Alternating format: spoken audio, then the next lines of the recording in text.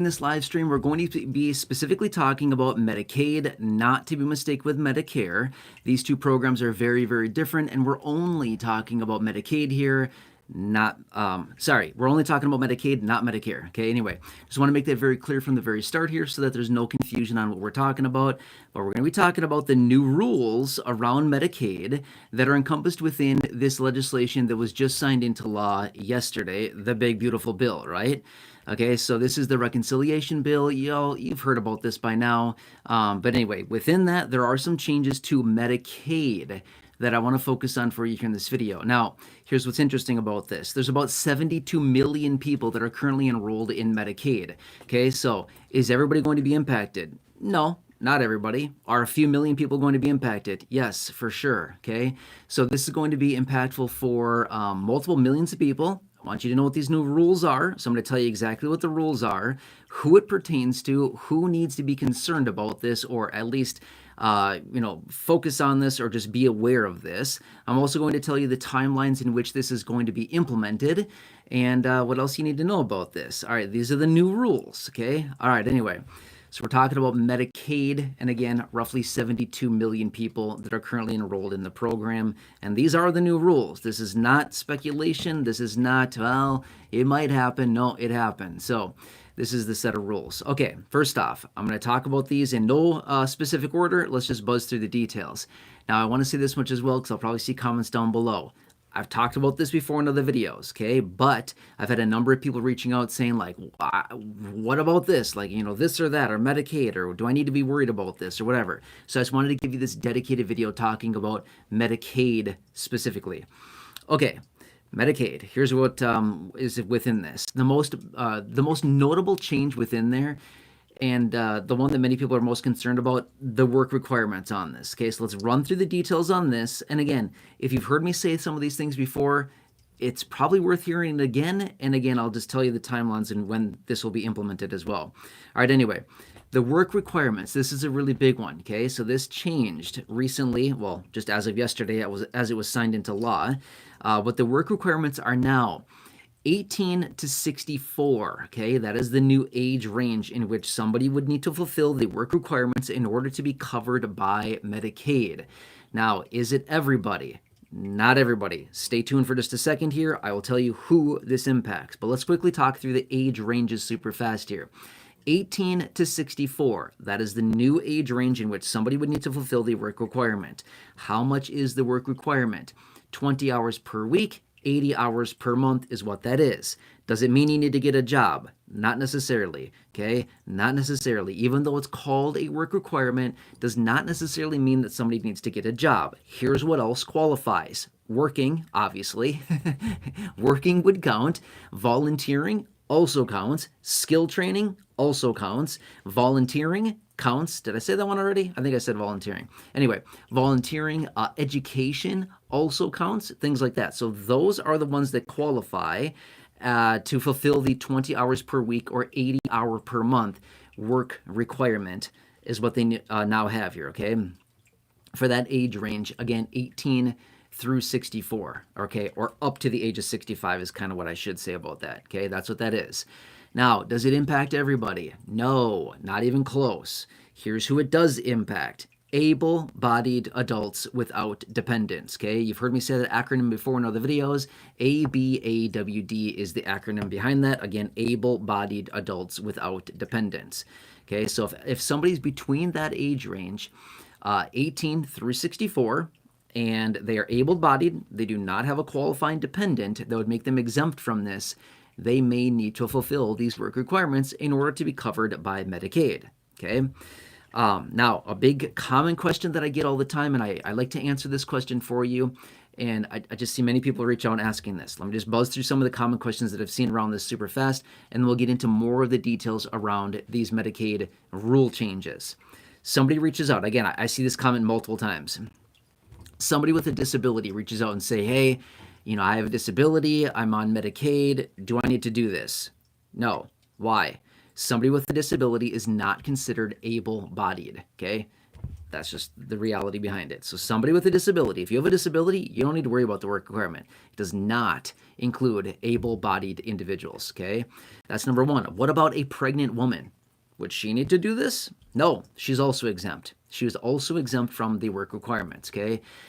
Those are kind of some of the big ones. Now, another question that I've received multiple times, and again, fill in the blank with whatever age range, okay? So I've seen people reach out saying, I'm 66. Do I need to do it? No. Why?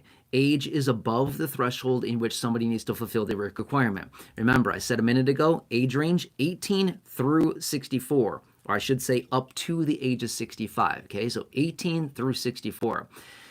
Question being, again, I'm 72. Do I need to fulfill it? Nope. Age is above the threshold. I'm 67. Do I need to do it? No. Age is above, okay? So anybody who is aged 65 and above does not need to do this. You do not need to fulfill the work requirement. Your age is above the threshold by like a hair, okay? You're good. You're fine. But if you're between the ages of 18 and 64, well, now you may need to fulfill those work requirements if you are able-bodied and if you do not have a dependent, okay? That's, I know it can be confusing, so I wanted to hit that again and just talk about that another time, okay? All right, so that's that. Now let's talk about the new classification for a dependent, okay? The new definition of a dependent. New definition of a dependent is 13 and under is a dependent, 14 and above is no longer considered a dependent, okay? So remember I said a second ago, able-bodied adults without dependents, okay? So someone might have a dependent who, well, okay, we have to kind of tread lightly here because this is kind of weird because, you know, technically a 14-year-old is very much still a dependent, right? But according to new Medicaid rules, a 14-year-old is not considered a dependent anymore. So it's kind of like, huh? It doesn't really make any sense. But that's the rule behind the new Medicaid rule here. Okay, so let's just say this much. Let's just say that there's an individual who is, I'm just going to make up an age here. I'm just going to make up an example, okay? The person is, let's just say 42, okay? The parent is 42. They have a dependent who is 14, okay? They were previously being exempt from the work requirement because of the dependent being 14, okay? And this individual who's 42, the parent, is able-bodied. Okay, in the old rule, they were exempt because the dependent was technically under the age range or within the age range under 18, 17 and under with the old rule where they were exempt from the work requirement. Now in this situation, this person now would need to fulfill their work requirement. 42, able-bodied, the dependent or it's not a dependent anymore. Technically, according to the new rule, is 14, not considered a dependent anymore. Now that 42-year-old parent would potentially and probably realistically need to fulfill the work requirement. Does that make sense? I know it's kind of a weird example. I know there's a lot of moving parts there, but that's how the new rule goes in. And again, just giving that quick example there, okay? I hope that it kind of explains a little bit more, okay? Now, let's just say this much. Let's just say, same example, but let me twist it around a little bit, okay? Same example. The parent is 42. Parent is 42, dependent, or the kid, the child, whatever, teenager, let's just call them a teenager because that's what they are, is still 14.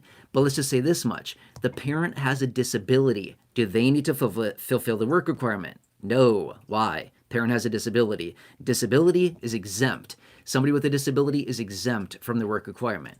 Does that make sense? Right? I know a lot of moving parts here, a lot of things that make this kind of odd. Okay? So that's what that is. All right. So I think I hammered that home good enough there.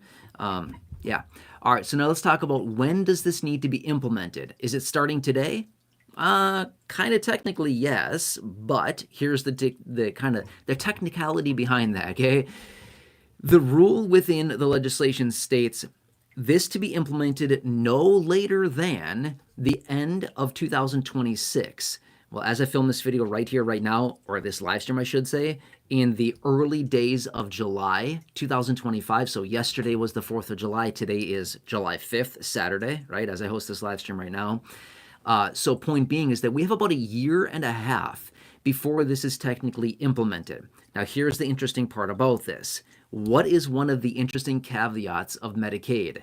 Medicaid is basically funded by the federal government, most of it anyway. The federal government and states pay some of the, they kind of exchange different expenditures on this. But let's just say this much. It's basically funded by the federal government, but it's administered on a state by state level, okay? So point being is this. This is why this is kind of interesting. It's going to be different across the entire country. The legislation states to be implemented no later than the end of 2026, okay? But here's the problem. You might go out to Mississippi. I'm just making up states here for an example purposes. Mississippi might get it implemented in 2 months. Kentucky might implement it in, September of next year. New York might implement it in January of next year. Florida may implement it in February of next year, right? California might implement it December of next year, right? That's kind of my point. Texas might do it by August of this year. That's kind of the point here. Again, I'm just making up examples. Those are not the actual timelines there. All I'm saying is that because the rule says must be implemented by no later than the end of 2026, it's really going to be on a state-by-state basis. So that's what's going to make this a little bit tricky going forward, is we'll really need to watch these states and see how they do this. I would anticipate, I'm just saying this, some states will try to implement this quickly. Some other states will literally wait until the very last month to implement this, okay? That's just what I'm saying. I would not be shocked one bit. In fact, I anticipate